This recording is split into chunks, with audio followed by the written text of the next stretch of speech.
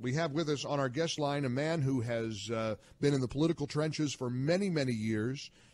He's a voice. When I see his face on TV, I always light up because I know I'm not going to hear the typical never Trump bashing and evisceration of all things related to the Trump administration. I'm talking, of course, about former House Speaker Newt Gingrich, whose new book, Understanding Trump, has just been released. Mr. Speaker, it's great having you here. I'm, of course, just dreadful news out of Virginia. Wanted to get your immediate thoughts on the shooting of what appears to be a deliberate attack against Republican members of Congress. Well, I want to, frankly, get a little more validation of that. I think it's possible, certainly considering things like Kathy Griffin holding up the bleeding head of President Trump, or the New York theater performance of assassinating someone who looks like President Trump. The tone is there, but I don't want to rush to judgment until we have a much clearer sense of exactly who this guy is. Right. I would caution people against rushing to too much additional security for the Congress. I think one of the challenges in a free society is you have to be able to reach out and to meet with the members of Congress. The president and the vice president are different because they have operational jobs and they have to be protected for a variety of reasons. But I'm very, very cautious about suddenly deciding that we're going to seal off these people. There were two policemen there with Scalise, who is the number 3 Republican, does get Capitol Police. But again, they're police who are armed with pistols who were up against somebody who had a rifle, and that's a very difficult problem. And so my prayers are there for Scalise, but also for the 2 policemen and for the staffs that may have been shot.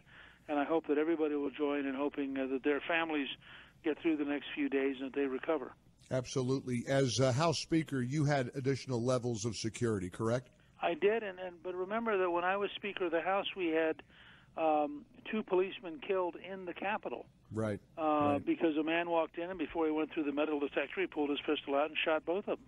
Right. So, and that was physically right under my office. So I've been through some sense of how dangerous it can be, and I know that it's heart-wrenching, and I think that we have to look and find out, who did it, why did they do it. I'm for a very severe punishment for any attack on an elected official because it's an attack on the whole society.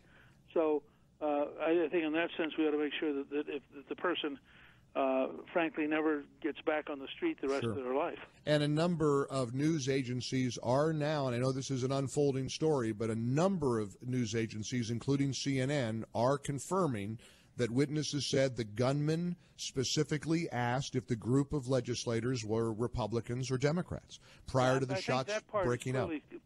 Clearly that part is true.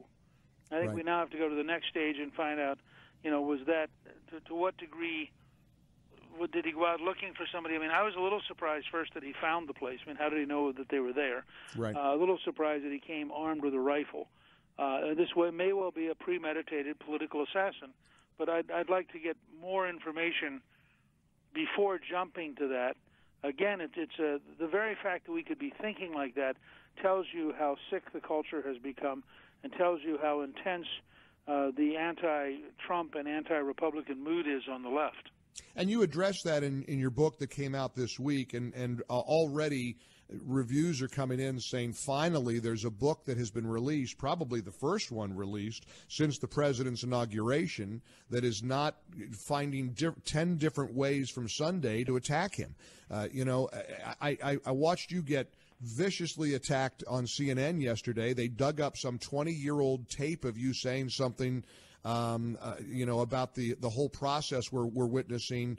Of course, different circumstances, different time, different set of events, and yet they were trying to make you look bad for your support of President Trump. And I take it you've been getting a lot of that this year. Well, sure. Look, if you're talking, for example, about CNN, which is 93% anti-Trump. That's right. A Harvard study that concluded that they were 93% anti-Trump. Well, if that's true, guess what? They're going to be anti-Trump. It's the culture. It's everything they believe in. It's who they've defined themselves as. But I find that overall, and I just did a book signing in New Jersey last night in Ridgewood for Bookends, had hundreds and hundreds of people there, and the intensity of the pro-Trump people is extraordinary, and they understand that this is in a fight for the very future of the United States and what kind of country we're going to become. So I find that there's also a pretty big rallying underway of people who are pro-Trump. Yeah, there is, and it feels like, I mean, listen, the reason I know your book is going to do so well is people are desperate and hungry for an environment where they don't have to listen to the constant really vicious attempts to bring him down. I mean, arguably, this is what this entire investigation with alleged Russian collusion is about. I mean, I really do believe in my heart that those who oppose him are confounded by his victory. They're overwhelmed by it. They don't accept it. And so now we've got an investigation in search of a crime. We've got an attempt to try to figure out how Jeff Sessions became a Russian agent. Well, you know, you've got a couple of things going on. It occurred to me yesterday, looking at everything from Kathy Griffin holding President Trump's bleeding head, severed head, to the New York Times. I mean, to the New York play in which a Trump-looking president is assassinated. That all this stuff is building, and it reminded me, including the bad, you know, the one-sided, inaccurate, false coverage by the New York Times and the Washington Post and CNN. It really reminded me of Arthur Miller's play, The Crucible, about the Salem witchcraft trial. So what you have now is a left which has become so psychotic that it knows these people have done something bad. It's not sure what they've done, but it knows it must be bad. And so you really have this extraordinary, unending drumbeat. And I thought Jeff Sessions, by the way, was so effective that I wish every Republican would study what Sessions did, how he did it. He defended himself. He put the left on defense. He was emotional when it was appropriate to be emotional. He was totally convincing. And it was a great case study on how to stand up and fight for your beliefs in a way that I think was probably very effective. Newt, when he turned it around on Ron Wyden and said, why don't you tell me, since you're asking me about innuendo and you're asking me about the way my character is being smeared, why don't you tell me what this is about? And Wyden was speechless. I mean, what are you going to say to that? No, see, I thought that was just brilliant on his part. Yeah. And then I do think it's like when you get into a debate over health care, Republicans ought to stand up and very sternly say, you voted for the Obamacare Act, which has collapsed. You voted for an act which is leaving county after county with no insurance. You voted for something which is a total failure. What's your solution?